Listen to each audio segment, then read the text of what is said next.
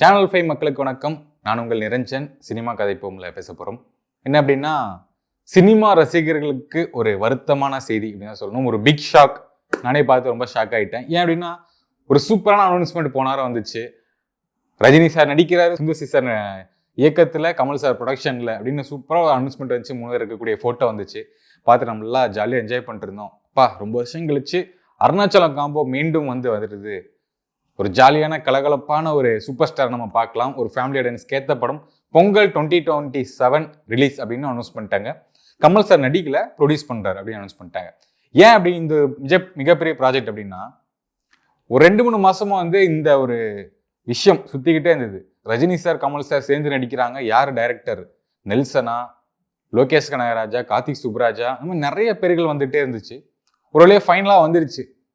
Rajini sir நடிக்கிற Kamal sir ப்ரொடக்ஷனில் Sundar C sir வந்துச்சு. ரொம்ப நமக்கே சந்தோஷமா இருந்துச்சு.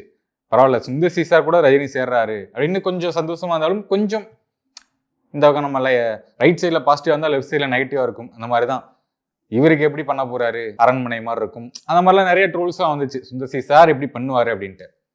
யாருக்கு கண்ணு பட்டுச்சுன்னு தெரியல. 5ஆம் தேதி அனௌன்ஸ்மெண்ட் வந்தது, நவம்பர் 5. இன்னைக்கு ஒரு 10 நாள் இடைவெளி கூட இல்லை. சுந்தர் சி சார் ஒரு அனௌன்ஸ்மெண்ட் போட்டார். ஒரு ப்ரெஸ் நோட் ரிலீஸ் பண்ணியிருக்காரு. நான் ரொம்பவே அப்பாலஜைஸ் பண்ணிக்கிறேன். ரொம்ப வருத்தமாக இருக்குது. ஒரு 2 பிக் ஐகான் உடைய ப்ராஜெக்ட்ஸ் என்னால் பண்ண முடியல.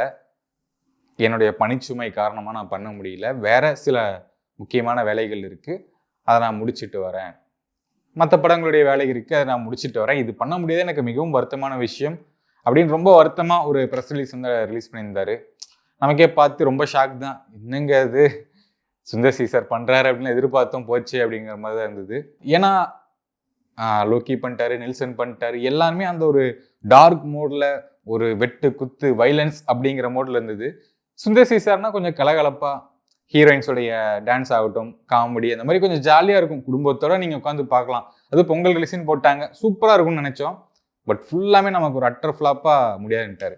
ஆனால் இதுக்கு பின்னணியில் என்ன இருக்குது அப்படின்னு நான் யோசித்தேன் அப்படின்னா, சுந்தர் சி சார் கரண்ட்டாக மூக்குத்தி அம்மன் 2 பண்ணிகிட்டு இருக்காரு. வேல்ஸ் ப்ரொடக்ஷனில் நயன்தாரா மேம் பண்ணுறாங்க. இந்த படம் இன்னும் போயிட்டு தான் இருக்குது, இன்னும் முடியலை. படத்துடைய ஷூட்டிங் போயிட்டு தான் இருக்குது. எவ்வளோ % முடிஞ்சிருக்கு கூட நமக்கு தெரியல. இதுக்கு அடுத்து தான் விஷால் சார் கூட ஒரு ப்ராஜெக்ட் பண்ண போகிறாரு. அது இப்போ தான் அனௌன்ஸ் பண்ணாங்க. ரஜினி சார் ப்ராஜெக்ட் முந்தின வாரத்தில் அனௌன்ஸ் பண்ணாங்க. Mass hero and mass director, mass combo இணையுது அப்படின்ட்டு. ஏன் அப்படின்னா, ஆம்பளை, ஆக்ஷன், மதகஜராஜா, இந்த 3 படங்கள், 3ல் 2 செம்ம ஹிட்டு. அதே காம்போ இங்கே வருது. விஷால் சுந்தர்சி, அந்த காம்போ கொஞ்சம் நல்லா இருக்கும்.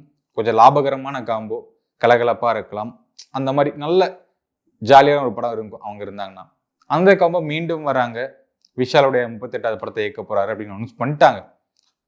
அதுக்கு அடுத்து வரவே இந்த படம் ரஜினி சார் படத்துடைய அனௌன்ஸ்மெண்ட்டும் வருது. நமக்கு சின்ன ஒரு டவுட் இருந்துச்சு, எப்படி ஒரே டைம்ல 2 படம் பண்ணிட்டாரு, இல்லை விஷால் சார் படம் முடிச்சுட்டு இது பண்ணுவாரா அப்படிங்கிற கேள்விகள் எல்லாமே இருந்துச்சு.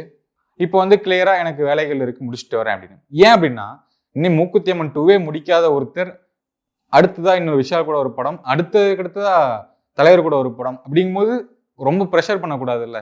இப்படி ப்ரெஷர் பண்ணி தான் தர்பார் அப்படின்னு ஒரு படம் வந்துச்சு. டைரக்டரை கூப்பிட்டு 2 மாசத்துல கதை எழுதிட்டு வா, படம் பண்ணலாம் அப்படின்லாம். அண்ணாத்தே, இந்த மாதிரி சில படங்கள்லாம் அந்த மாதிரி ஆச்சு. இப்போ சுந்தர் சி சாருக்கும் அந்த நெருக்கடி வந்துடக்கூடாது, அதனால கொஞ்சம் அவாய்ட் பண்ணி போறாரோ அப்படிங்கிற மாதிரி என்னுடைய ஃபீல் தோணுது. ஏன்னா இப்போ ஜெயிலர் 2 போயிட்டு இருக்கு. ஒரு சில மாதங்களில் முடிச்சிருவாங்க. மேபி ஜனவரி, பிப்ரவரி கூட முடிச்சிருவாங்க. படம் சம்மருக்கு ரிலீஸ் ஆக போகுதுன்னு தெரியும். சம்மருக்கு அப்புறமே இந்த ப்ராஜெக்ட் ஆரம்பிச்சாதான் அடுத்த 2027க்கு பொங்கலுக்கு ரிலீஸ் பண்ண முடியும்.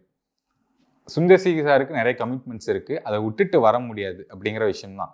தலைவர் அண்ட் உலகநாயகன் 2 பேரும் கூப்பிடுறாங்க, அவங்கள மதிச்சு சைன் பண்ணிட்டாரு. சரி, இப்போ இந்த இருக்கிற பிரச்சனைலாம் வச்சுட்டு வெளியே போறாரு அப்படிங்கிறதான் என்னுடைய கணிப்பா இருக்கு. யாரையும் ப்ரெஷர் பண்ணி உள்ள கூப்பிட முடியாது, வற்புறுத்தி நீங்க பண்ணி தான் ஆகணும் அப்படின்னு பண்ண முடியாது. ஸோ படத்துலேருந்து விலகி இருக்காரு. இந்த படத்துக்கு வேற யார் இயக்குனா நல்லா இருக்கும் அப்படிங்கிற கேள்வி இருக்கு. லோகேஷ் கனகராஜ் ட்விட்டர்ல Kamal sir, Rajini sir 2 unfollow பண்ணிட்டு தான் ஒரு தகவல் வந்துச்சு. அது எவ்வளோ உண்மைன்னு தெரியல.